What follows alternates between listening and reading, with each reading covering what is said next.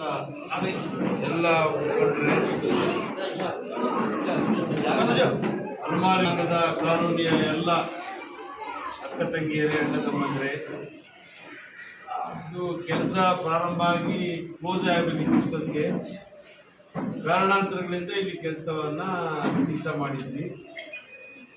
ನನ್ನ ಮುಖ್ಯ ಉದ್ದೇಶ ಏನಂದರೆ, ಅಲೆಮಾರಿ ಜನಾಂಗ ಕೈಲಾಗ್ತಿರೋ ಜಾತಿ ಜನಾಂಗಗಳೇನಿದ್ದಾವೆ ಆ ಕಾನೂನುಗಳನ್ನು ಡೆವಲಪ್ ಮಾಡಬೇಕಂತೇಳಿ 50 ಲಕ್ಷ ಹಣವನ್ನು ಮಂಜೂರು ಮಾಡಿದ್ವಿ.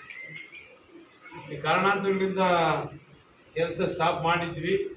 ನಮ್ಮ ನಾಯಕರು, ನಮ್ಮ ಲೀಡರ್ಗಳ ಒತ್ತಾಯದ ಮೇರೆಗೆ ಮರುಚಾಲನೆ ಮಾಡಿದ್ವಪ್ಪ ಶಂಕರ.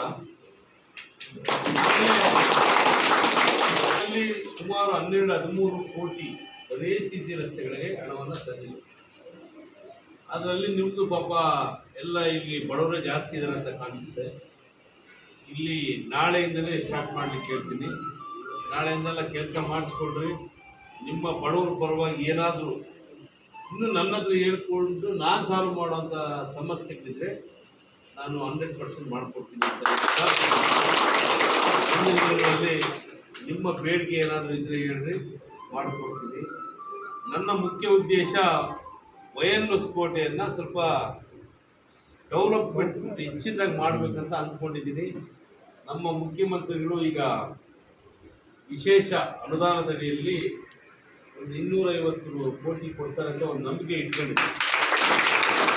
150 ಕೋಟಿ ಪಾವಗಡ ಬೈಪಾಸ್ಗೆ ಆಲ್ರೆಡಿ ಮಾಡಿಕೊಡ್ತೀವಿ ಅಂತ ಹೇಳಿದ್ದಾರೆ.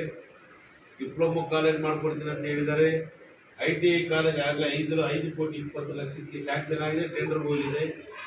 ನಂದು ಹೊಸಕೋಟೆಯಲ್ಲಿ ಸ್ವಲ್ಪ ಜನಗಳಿಗೆ ಕಾಣೋ ಥರ ಡೆವಲಪ್ ಮಾಡಬೇಕು ಅಂತೇಳಿ ಅಂದ್ಕೊಂಡಿದ್ದೀನಿ. ನಮ್ಮ ಮುಖಂಡರುಗಳ ಹತ್ರ ಎಲ್ಲ ಚರ್ಚೆ ಮಾಡಿ ಒಂದು ಪಟ್ಟಿಯನ್ನು ಸಿದ್ಧಪಡಿಸಿ ಮೈನಾರಿಟಿ ಕೋಟಾದಲ್ಲಿ 5 ಕೋಟಿ ಬೇರೆ ಬೇರೆ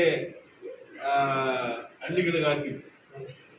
ಈಗ ನಮ್ಮ ವೈಎನ್ಎಸ್ ಕೋಟೆಯವ್ರಿಗೆ ಒಂದು 2 ಕೋಟಿ ಹಣವನ್ನು ಕೊಡ್ತೀವಿ.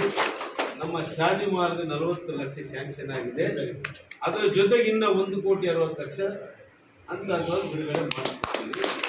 ನನ್ನ ಮನವಿ ಇಷ್ಟೇ, ಇವೆಲ್ಲ ದೊಡ್ಡ ಮನಸ್ಸು ಮಾಡಿದ್ವಿ. ಇವೆಲ್ಲ ಹೇಳ್ದಂಗೆ 1-2 ಎಕರೆ ಜಾಗ ತಗೊಂಡು ಮಾಡಿದ್ರೆ ಮುಂದಿನ ನೆಕ್ಸ್ಟ್ ಫ್ಯೂಚರಲ್ಲಿ ಮಕ್ಕಳಿಗೆ ಅನುಕೂಲ ಆಗ್ತದೆ.